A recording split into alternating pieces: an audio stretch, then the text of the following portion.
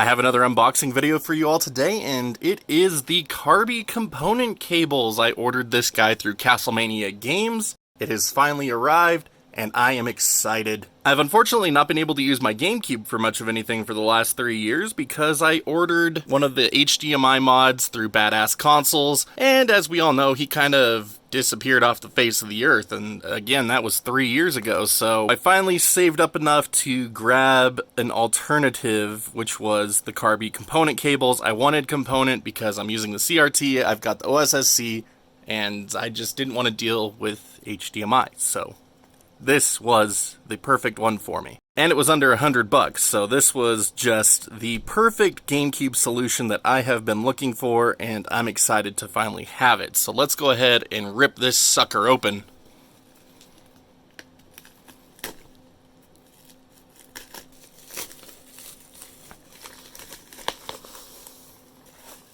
Alright, so first of all, of course, we have the amazing Castlemania Games sticker here. I have a small collection of these now, and I really like it.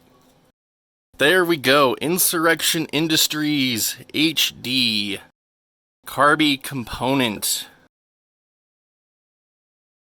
Very unassuming box, honestly. I was not expecting this.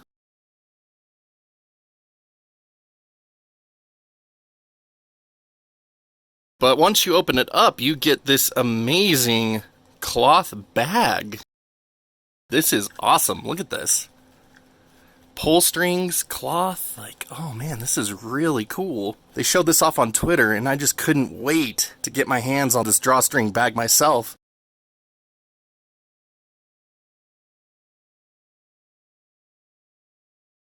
This is the coolest cable packaging ever. This is so much better than just a plastic bag. Before we dig into the cables themselves, I did notice that there was a little paper down here. So what do we got here? Instructions. Power off GameCube. Insert Carby into digital AV out port. Connect Carby component to TV monitor. Power on GameCube. Use included BNC to RCA adapters for consumer video equipment. BNC connectors for professional video. Very nice.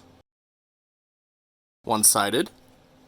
Very, very nice. There's also a little note down at the very bottom about optional menu functions. This is interesting. I didn't think that the component version of the Carby would have any special instructions, so I will have to take a look at this in a minute. Alright, but let's go ahead and pull out the reason we're all here and take a look at the component cables themselves. So here we are, the Carby component cables. That is a nice, thick connector right here. Surprisingly flexible for how thick this cable is. I like it. Get these twist ties off here. And there we go. So that is a good 6-foot cable we have going on right here. 6 feet of awesome GameCube video output. Insurrection Industries, BNC connectors. And then, of course, we have the BNC to RCA adapters to use this on things like the OSSC and standard just component input on TV.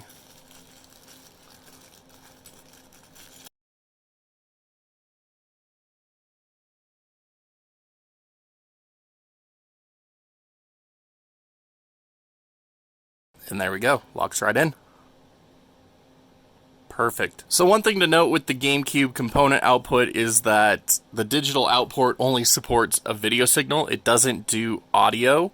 So you still need a standard RCA cable that goes through the normal GameCube multi-out port to get sound. So thankfully I do still have one of those lying around. It's been practically useless in my setup since all of my setup requires component output, which is one of the reasons why I haven't been able to use my GameCube very much. But let's go ahead and get this sucker all hooked up. I cannot wait to finally have access to my GameCube again through wonderful component video. Alright, so again, my GameCube has been sitting idly by for a little while, which has been really sad for it, but that is all changed. We can finally give it the attention it deserves. So, to use the Carby component cables, you of course need the digital AV out port and a multi-out cable. Really simple to hook up. just go ahead and push it on in, just like that. And then plug in a multi-AV cable as well to give you audio. And that is the basic gist. Alright, so I went ahead and got the Carby hooked up to my component switcher, and the first game we're going to try out here is Star Wars Rogue Leader, because yes!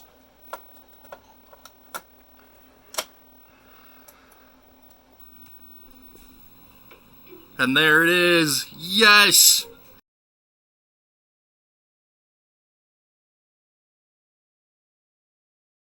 Display in progressive mode. Yes! Ah, this TV doesn't support progressive scan. Ah! Oh well.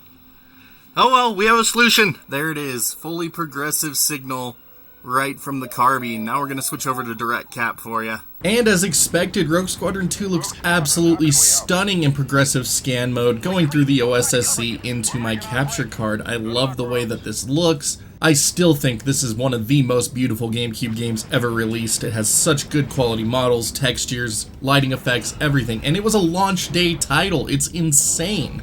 Now, the level I have loaded up here, Battle of Hoth, is actually an important test for me when it comes to GameCube video output, because it uses dithering, and when you have good quality cables, you can see the dither pattern way clearer, so I'm able to see that pretty well. I don't have my OSSC fine-tuned to be perfect yet, but I'm really happy with what I got just here with default settings. Now, I'm not gonna lie, one of the main reasons I've wanted component output on my GameCube for so long is for Game Boy games. I've been wanting to stream Game Boy stuff. I want to do it through my actual cartridges. I don't want to do emulation. I've been able to do emulation for as long as I've ever wanted to, but I want to actually play on my cartridges. So having component output for the Game Boy player using Game Boy interface has been a top priority for me in my stream for so long, and I'm so happy I can finally do that.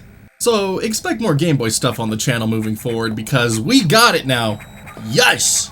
So the last thing I wanted to show in today's video was the website shown at the bottom of the quick start paper. It brought us to the Carby quick start guide, and it shows us how to program a remote into our Carby by pressing a button inside the Carby itself. Now, pressing that button lets us program an infrared remote to work with our Carby. So I used my Logitech Harmony IR remote that I've had for years, just push some buttons to register them as up, down, left, right, enter, and back, and that gives us access to the GC video menu, and from here we can adjust settings like line doubling. So if you don't happen to have an OSSC but want to have line doubling features, you can do that, so that way you can output proper 480p video onto your modern TV, and it'll be interpreted by your TV a lot easier. Most TVs these days can do 480p pretty well, upscaled to 1080, 4K, whatever you happen to have, but if they have to de-interlace 480i or upscale 240p, if they accept 240p at all, it's a lot harder for them, so this is great options for anyone looking to use this on a modern TV.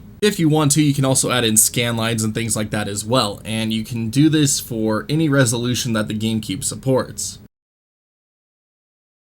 It's a fair amount of options for the component version of the GC video project, so I'm pretty happy with that. I'm not really going to use much of this since I have a OSSC, as I already stated, but I'm really happy that these options are available for anyone that isn't using one.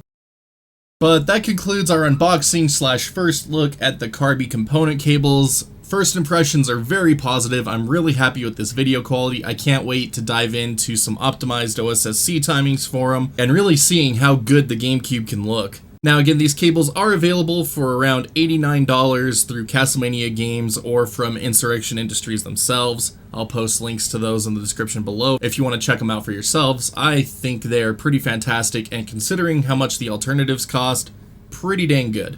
But that's going to be it for today's video, so thank you so much for making it to the end. Thank you for all the watch time, all the views that you have given the channel over the last couple of months. I can't thank you enough for that. If you haven't already, make sure to hit that subscribe button and that like-dislike button, just depending how much you like today's video. If you'd like to further help support the channel, you can always click that join button here on YouTube, or click that Patreon link in the bottom right of the video. All proceeds go directly into funding the channel and allowing me to do more videos just like this. As always, I am just grateful for your consideration. Thank you. But until next time, stay awesome, and we will see you all back next video.